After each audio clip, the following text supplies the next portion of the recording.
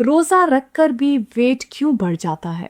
अक्सर लोग रमजान शुरू होते ही ये सोचते हैं कि रोजा रखने से हमारा वेट कम हो जाएगा, लेकिन रमजान खत्म होने तक वेट कम होने की बजाय मजीद बढ़ जाता है। अगर आप भी सोच रहे हैं कि मैं पूरा दिन भूखा रहता हूँ फिर भी मेरा वेट क्यों बढ़ रहा है, तो आज की वीडियो में मैं आपको बताने जा रही हूँ कि बेसिकली रमजान में वेट गेन क्यों होता है, लोग कौन सी 5 गलतियां करते हैं, और ये भी बताने जा रही हूँ आपको कि कैसे आप रोज़ा रखते हुए वेट कंट्रोल कर सकते हैं। सबसे पहले देखेंगे बॉडी में रमज़ान में क्या होता है।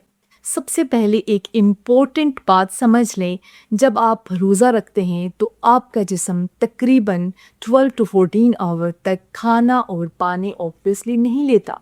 इस दौरान बॉडी पहले ग्लूकोज यूज़ करती है, फिर एनर्जी बचाने के मोड में चली जाती है। इसको सिंपल लैंग्वेज में हम एनर्जी सेविंग मोड कह सकते हैं। इसका मतलब है कि बॉडी सोचती है कि फूड अवेलेबल नहीं है, इसलिए मेटाबॉलिज्म थोड़ा सा स्लो हो जाता है। फिर जब इफ्तार होता है तो अचानक ज़्यादा खाना चाहता है, तो बॉडी उस एनर्जी को फैट की फॉर्म में स्टोर करना शुरू कर देती है। इस वजह से रमज़ान में वेट गेन हो जाता है। सेगमेंट 2, रमज़ान में वेट गेन की 5 बड़ी गलतियाँ। अब बात करते हैं उन कॉमन मिस्टेक्स की जो अक्सर लोग रमज़ान में करते हैं और अक्सर मैं वीडियोस में ये बताती रहती हूँ।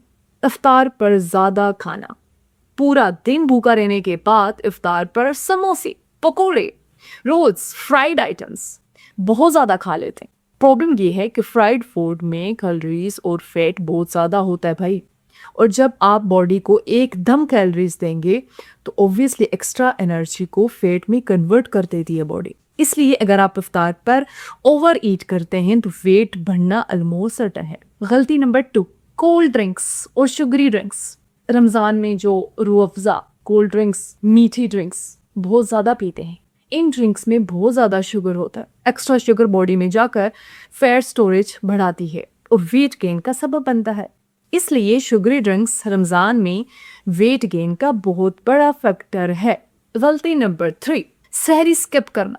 कुछ लोग वेट कम करने के लिए सहरी नहीं करते, ये बहुत बड़ी गलती है।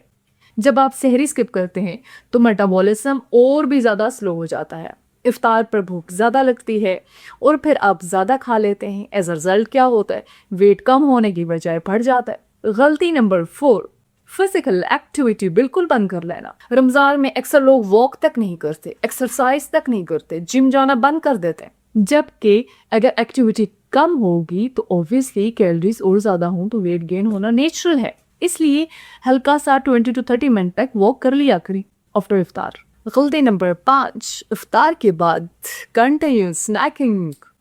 इफ्तार के बाद कुछ लोग रात भर बिस्किट, स्वीट्स, डेजर्ट, स्नैक्स खाते रहते हैं। इससे टोटल कैलोरीज बहुत ज़्यादा हो जाती हैं और फिर वेट बढ़ना शुरू हो जाता है। रमज़ान में वेट को कंट्रोल कैसे करें? अगर आप चाहते हैं कि रमज़ान में आपका वेट कंट्रोल रहे तो ये सिंपल रूल्स फॉलो करें। नंबर 1, इफ्तार स्टार्ट करें पानी से, खजूर से, फ्रूट से, ठीक है। नंबर 2, फ्राइड फूड को लिमिट करें। नंबर 3, जो शुगरी ड्रिंक्स हैं इसकी जगह आप पानी या लेमन वाटर यूज़ कर सकते हैं, ठीक है, बट शुगर को अवॉइड करें। नंबर 4, इफ्तार के बाद लाइट सा वॉक कर लिए। नंबर 5, सहरी में प्रोटीन, फाइबर वाली चीज़ें खाएं ताकि भूख कम लगे। गाइस, अगर आप भी सोच रहे थे कि रोज़ा रखकर भी वेट क्यों बढ़ रहा है, तो इसका सिंपल आंसर है प्रॉब्लम रोज़ा में ही होता, प्रॉब्लम हमारी ईटिंग हैबिट्स होती हैं। अगर आप बैलेंस डाइट और मॉडरेट ईटिंग रखेंगे तो रमज़ान वेट गेन के बजाय वेट कंट्रोल और हेल्थ इम्प्रूवमेंट का बेस्ट मौका बन सकता है। Thank you.